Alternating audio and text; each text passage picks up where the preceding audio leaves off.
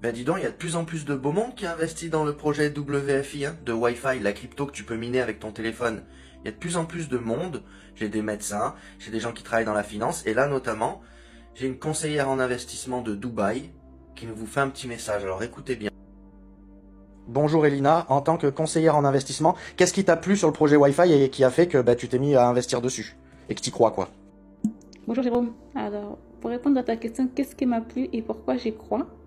J'ai commencé par le pourquoi j'y crois, parce que je ne peux pas investir sans y croire. Dans mon métier, le conseil en investissement et plus largement dans tout ce qui touche à la finance, on regarde surtout le profil du porteur du projet.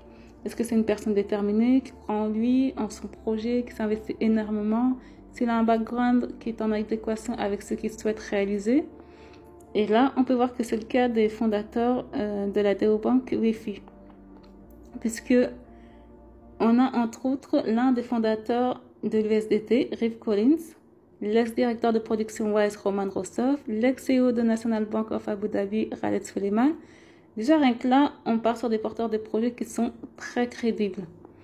La deuxième chose, c'est qu'on parle quand même d'un système bancaire qui a le prestige et l'ambition de devenir la première banque décentralisée au monde.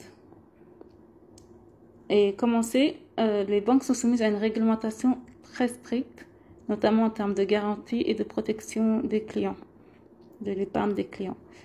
Donc arriver à créer une banque, c'est pas donné à tout le monde. On repose donc là sur une chose de vraiment solide de base. Pour la question, qu'est-ce qui m'a plu? Pour commencer, la sécurité qui est propre à la blockchain, à la technologie blockchain.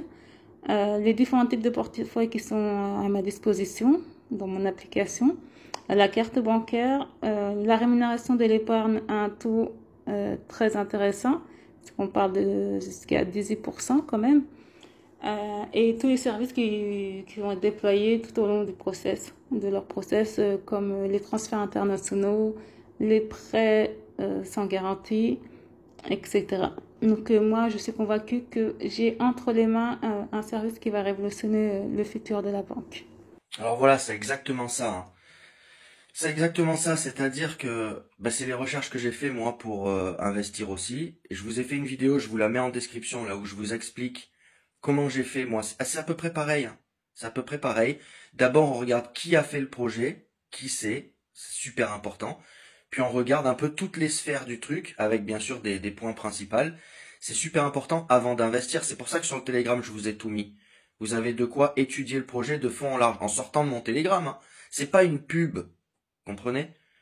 C'est un projet solide de banque sur le Web3. C'est l'avenir, c'est le futur. Il faut aller plus vite. Il faut toujours aller plus vite. C'est comme ça, vous avez remarqué.